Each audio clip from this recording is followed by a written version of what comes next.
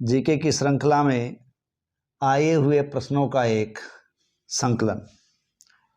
पहला प्रश्न है, हमें किस स्थान पर हड़प्पन मृद्भांड तथा धूसर चित्रित मृद्भांड की अविरत क्रमबद्धता से प्राप्त होती है? देखिए, हड़प्पा मृद्भांड और धूसर चित्रित मृद्भांड की एक क्रमबद्धता हमें भगवानपुरा से प्राप्त होती है। तो यहाँ ऑप्शन होगा डी। ठीक है, देखिए भगवानपुरा ये हरियाणा के कुरुक्षेत्र जिले में सरस्वती नदी के दक्षिणी किनारे पर स्थित एक सभ्यता है और इसकी उत्खनन का कार्य जीपी जोशी के द्वारा करवाया गया था। नेक्स्ट ये अपना प्रश्न है, अशोक ने अपने शिलालेख में कुछ विदेशी राजाओं और उनके राज्यों का उल्लेख किया है। तो हमें शिलालेखों की संख्या दे रखी है, शिलालेख 5, शिलालेख 13, शिलालेख 12 और शिलालेख 10। तो यहाँ उत्तर होगा ऑप्शन बी, शिलालेख 13। देखिए शिलालेख 13 है, इससे हमें कई जानकारियाँ मिलती हैं। शिलालेख 13 में अशोक के कलिंग युद्ध का वर्णन है और यह 13वां शिलालेख है, वो अशोक के चतुर्दश शिलालेखों में सर्वाधिक महत्वपूर्ण है और सबसे लंबा भी है। ठीक है, और जहाँ तक कलिंग युद्ध की बात है, जिसका उल्लेख इस 13वें शिलालेख पर है, वो युद्ध अशोक के राज्य अभिषेक के 8 वर्ष बाद हुआ था, यानी 9वें वर्ष। और सीमांत राज्यों का इस पर जिनका उल्लेख है, उन विदेशी शासकों में अंतियोक, अंतेकिन, अलिक, सुंदर, तुर्मे, मग्गा आदि विदेशी शासकों का इस पर उल्लेख है। इसके अलावा 13वें शिलालेख में दक्षिणी भारत के राज्यों चोल, पांडे, ताम्रपर्णी आदि का भी उल्लेख हुआ है। और इसी 13वें शिलालेख में अशोक ने विदेशों में धर्म प्रचारक भेजने का उल्लेख किया है और अहिंसा का प्रचार किया है। नेक्स्ट तीसरा प्रश्न अपना है, ऋग्वेद में निम्नलिखित में से किस एक का उल्लेख नहीं है? ठीक है, देखिए ऋग्वेद के अंदर हमें जो दिया गया है उनमें मगध, सप्तसिंधु, वर्ण, दस्यु, तो इनमें से देखिए मगध है, उसका उल्लेख ऋग्वेद में नहीं है। ठीक है, देखिए मगध का जो उत्कर्ष है वो लगभग 540 के बाद या 540-44 ईसा पूर्व है, जब बिंबिसार के द्वारा हर्यक वंश है उसकी स्थापना की गई थी, तब उत्कर्ष होता है। जबकि वेद है वो उससे काफ़ी पहले की रचना है। ठीक है, तो मगध का उत्कर्ष बहुत बाद में हुआ था। मगध के प्रमुख शासकों के अंदर बिंबिसार, अजातशत्रु, उदयन, ये हर्यक वंश के प्रमुख शासक हुए हैं। ठीक है, थोड़ी सी जानकारी दे दूं कि मगध के इस बिंबिसार, अजातशत्रु और उदयन का जो वंश हर्यक वंश था, वो इतिहास में पितरहंता वंश के रूप में भी जाना गया है। हर्यक वंश के बाद मगध पर शिशुनाग वंश, नंद वंश, मौर्य वंश आदि अनेक वंशों ने राज्य किया था। चौथा प्रश्न है, पिपरवा स्थल निम्नलिखित प्राचीन नगरों में से किस एक नगर के सादृश्य है? ठीक है, तो ये देखिए पिपरवा स्थल है, वो प्राचीन नगर कुशीनगर से सादृश्य है। कुशीनगर देवरिया उत्तर प्रदेश का क्षेत्र माना गया है। और ये जो सभी स्थल दिख रहे हैं, कुशीनगर, लुम्बिनी, श्रावस्ती, कपिलवस्तु, ये सभी क्षेत्र हैं वो महात्मा बुद्ध से संबंधित हैं। अगला अपना 5वां प्रश्न है, प्लिनी की मूल कृति नेचुरल हिस्ट्री किस भाषा में लिखी गई है? देखो इतिहासकार प्लिनी की जो रचना है नेचुरल हिस्ट्री, वो लैटिन भाषा में लिखी गई है। एक बात और ध्यान रखें, इतिहास का एक बहुत बड़ा कथन है कि विश्व के अनेक भागों में चक्कर लगाने के पश्चात सोना भारत में दफन हो जाता है, इस बात पर दुख प्रकट करता है, तो वो इतिहासकार कौन है? तो वो प्लिनी है। छठा प्रश्न है, किस कृति में भारत का बवेरू के साथ संबंधों का उल्लेख किया गया है? ठीक है, देखिए भारत का बवेरू के साथ संबंधों का उल्लेख दीपवंश में किया गया। देखो दीपवंश और महावंश ये बौद्ध धर्म के साहित्य हैं। कौन कौन से? दीपवंश और महावंश। अगला इसके अंदर अपने को प्रश्न दिया गया है, वो सूची 1 और सूची 2 को सुमेलित करने से संबंधित है। एक तरफ हमें इतिहासकार के संरक्षित लेखक दिए गए हैं और दूसरी ओर उन लेखकों की हमें रचनाएं दी गई है। तो किसका समीकरण किसके साथ बैठेगा? देखिए यहाँ ध्यान रखें कि यहाँ विल्हण की रचना है वो विक्रमांक देवचरित है। कौन सी है? विल्हण की रचना है विक्रमांक देवचरित। और जहाँ तक सोमेश्वर की रचना है वो है मनसोलास। ठीक है, और सोमदेव का है कथा सरित सागर और जयदेव की रचना है गीत गोविंद। ठीक है, तो यहाँ ए का समीकरण 3 से किया गया है। ठीक है, और ए का समीकरण 3 से हम देख रहे हैं कि पहले ऑप्शन में भी कर दिया गया है, और बी का समीकरण 1 से, सी का समीकरण 4 से और डी का समीकरण 2 से किया गया है। ठीक है, तो विल्हण की रचना विक्रमांक देवचरित, सोमेश्वर की मनसोलास, सोमदेव की कथा सरित सागर और जयदेव की रचना है गीत गोविंद। ठीक है, तो ये कुछ रचनाएं हैं जो इस प्रकार से मिलते हैं। अगला है, गुजरात के चालुक्य राजा कुमारपाल को जैन धर्म में किसने दीक्षित किया था? देखिए गुजरात के जो चालुक्य राजा कुमारपाल है उनको जैन धर्म में दीक्षित करने वाले हुए हैं हेमचंद्र। कौन थे? हेमचंद्र, जिन्होंने किसको दीक्षित किया था? गुजरात के चालुक्य शासक कुमारपाल को जैन धर्म में दीक्षित किया था। ये जैन धर्माचार्य थे हेमचंद्र। 9वां अपना प्रश्न है, पल्लवों ने निम्नलिखित में से किस एक प्रतीक का प्रयोग किया था? ठीक है, देखो चेर, चोल, पांडे, पल्लव, ये जो दक्षिण भारत के राज्य थे उनके अलग अलग चिन्ह थे। तो उन्हीं में से पल्लवों ने जिन चिन्हों का इस्तेमाल किया था वो थे त्रिशूल और लिंगम। ठीक है, तो पल्लवों द्वारा अपनाए गए प्रतीक थे त्रिशूल और लिंगम।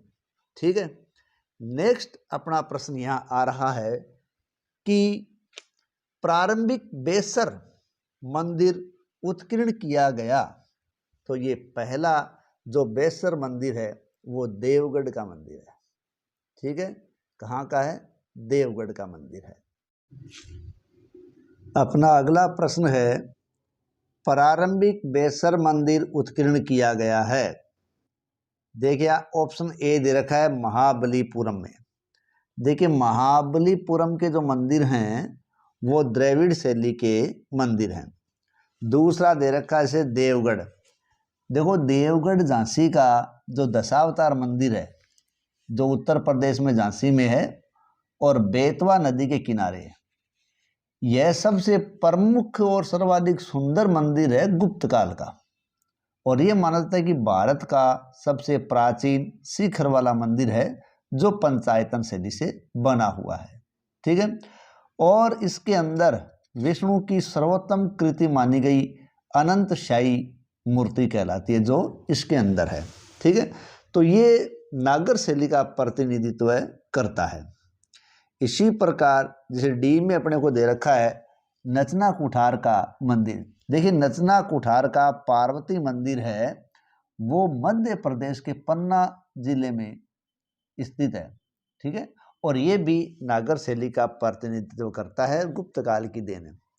ऑप्शन सी ए होल तो ऐहोल के जो मंदिर है वो बेसर शैली का प्रतिनिधित्व करता है। तो प्रारंभिक बेसर मंदिर उत्कीर्ण किया गया वो है ऐहोल में। अब जो बेसर शैली है, देखिए हमारे भारत में मंदिर निर्माण की 3 प्रमुख शैलियां रही है, नागर शैली, बेसर शैली और द्राविड़ शैली। तो बेसर शैली है वो नागर और द्रविड़ शैली का मिश्रण है। 11वां प्रश्न, निम्नलिखित में से कौन सा जोड़ा सुमेलित नहीं है? कल्हण की राजतरंगिणी, बिल्कुल सही है। ये राजतरंगिणी है वो कल्हण की रचना है जिसके अंदर मूल रूप से कश्मीर का इतिहास दर्शाया गया। बी ऑप्शन है धर्मपाल नालंदा, बिल्कुल सही है। पाल शासक धर्मपाल है, उसी की देन नालंदा विश्वविद्यालय है। ठीक है। और तीसरा है जैसे अशोक है उसका बौद्ध धर्म।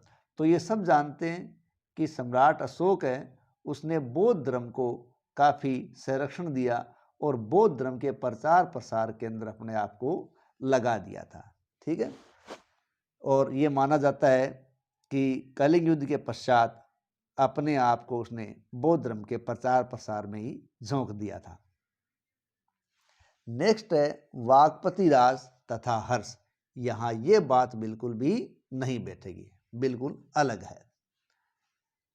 अगला तो यहां डी अलग हो गया। ठीक है। 12वां प्रश्न है, प्रश्न नीचे 2 वक्तव्य दिए गए हैं, एक को कथन कहा गया है और दूसरे को कारण कहा गया है। ठीक है। तो अब कथन है जैन धर्म में शादवाद की अवधारणा में दूसरों के विचारों को स्थान दिया जाता है, ये तो कथन है। और कारण क्या है? जैनी विचारों से भयभीत हैं। उपरोक्त 2 वक्तव्यों के संदर्भ में निम्नलिखित में से कौन सा सही है? ठीक है। देखिए यहां जो अपने को 2 कथन दिए गए हैं वो शादवाद के संबंध में है। तो यहां देखिए कथन ए और आर दोनों ही सही है और आर है वो ए की पूरी व्याख्या करता है। अब बात आती है कि आखिर ये शादवाद है क्या? देखो जैन धर्म के मूल बातों के अंदर, तत्वों के अंदर एक सप्तभंगीय या शादवाद का सिद्धांत आता है। उस सिद्धांत के अनुसार जैन धर्म मानता है कि कोई बात सोच समझ कर कहनी चाहिए, क्योंकि जो तथ्य है वो इससे विपरीत हो सकता है। ठीक है। यानी जैन धर्म के अनुसार प्रत्येक प्रकार का ज्ञान है वो अलग अलग प्रकार का होता है। इस प्रकार ये बात कहकर ये जो जैन धर्म है वो हिंदू धर्म की सांख्य दर्शन के साथ निकटता दर्शाता है और ये ज्ञान की सापेक्षता का सिद्धांत है।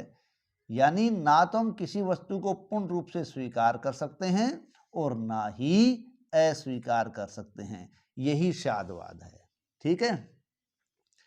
अगला प्रश्न देखिए, नीचे 2 वक्तव्य दिए गए हैं जिनमें एक को ए जो कारण है और दूसरे कारण को, पहले को कथन ए दूसरे को कारण आर कहा गया है। ठीक है। तो अब इनमें क्या है? इनमें अपने को बताया गया है कि खारवेल ने अपने हाथी गुंफा अभिलेख में मगध के राजा दिमित को धमकाया। ठीक है। और दूसरा इसका कारण दिया गया है दिमित मथुरा वापस लौट गया क्योंकि वह उसे वहां से चुनौती देना चाहता था। तो देखिए यहाँ पहला जो कथन है वो सही है लेकिन आर गलत है। ठीक है। तो यहाँ सी ऑप्शन अपने को सही बैठेगा, यानी खारवेल ने अपने हाथी गुंफा अभिलेख में मगध के राजा दिमिति को धमकाया। यहाँ इतिहास के भी एक बड़े प्रश्नों में है कि हाथी गुंफा अभिलेख किससे जुड़ा हुआ है, तो वो कलिंग नरेश खारवेल से जुड़ा हुआ है। ठीक है। 14 एक बहुत ही बढ़िया जबरदस्त प्रश्न है जो नेट 2005 के अंदर पूछा गया था। ठीक है। और इसमें देखिए सूची 1 और सूची 2 को हमें सुमेलित करना है। डायोडोरस, एरियन, टोलमी और मेगास्थनीज। ठीक है। तो यहां ध्यान रखें, यहां सबसे पहले आपको दिया गया है डायोडोरस। ठीक है। तो देखिए डायोडोरस की रचना है लाइब्रेरी ऑफ हिस्ट्री। कौन सी रचना है? डायोडोरस की रचना है लाइब्रेरी ऑफ हिस्ट्री। डायोडोरस सिकुलस नामक एक विद्वान हुए हैं जिन्होंने बात लिखी है लाइब्रेरी ऑफ हिस्ट्री। नेक्स्ट आता है एरियन, और यहां मैं एरियन को जोड़ रहा हूं किससे? इंडिका से। ठीक है, शायद ये बात आपको असंगत लगेगी, लेकिन मैं भी इसके बारे में जानकारी दूंगा। और टोलमी की ज्योग्राफी ये सब जानते हैं, यानी टोलमी का भूगोल, और मेगास्थनीज की इंडिका ये भी सब जानते हैं। तो यहाँ एरियन की इंडिका यहाँ क्या है? देखिए हम सब जानते हैं कि मेगास्थनीज है वो चंद्रगुप्त मौर्य के दरबार में आया था। ठीक है, और चंद्रगुप्त मौर्य ने जब सेल्यूकस को हरा दिया तो उनके बीच एक संधि हुई। इस संधि के तहत सेल्यूकस ने अपने एक दार्शनिक मेगास्थनीज को चंद्रगुप्त मौर्य के दरबार में भेजा था, और वहां रहते हुए मेगास्थनीज ने मौर्य शासक के बारे में, शासनकाल के बारे में काफी कुछ लिखा है। लेकिन हमें आज तक मेगास्थनीज की रचना उपलब्ध नहीं हुई है। लेकिन तात्कालिक कई लेखक जिसमें स्ट्रेबो, प्लिनी, एरियन आदि हुए हैं, उन लेखकों के उदाहरणों से हमने इंडिका को तैयार किया है। यानी हमने जो इंडिका है वो तैयार किया मेगास्थनीज की, उनमें एक व्यक्ति आता है एरियन। ठीक है, तो उनके कुछ उदाहरण लेकर हमने इसको तैयार किया, तो ये एरियन यहाँ जुड़ेगा। एरियन है, प्लिनी है, स्ट्रेबो है, इनकी बातों से इंडिका तैयार की गई, क्योंकि मेगास्थनीज की इंडिका के जो उदाहरण हैं, जो बातें हैं, वो इनमें ली गई है। अगला अपना प्रश्न है, लिंगायत मत का प्रवर्तक कौन था? देखिए लिंगायत मत का प्रवर्तक था वासव या वासवराज। ठीक है, ये शैव धर्म का ही एक रूप था जिसमें लिंग पूजा को अधिक महत्व दिया गया था। इसी के साथ अपने प्रश्नों की सीरीज समाप्त होती है। धन्यवाद।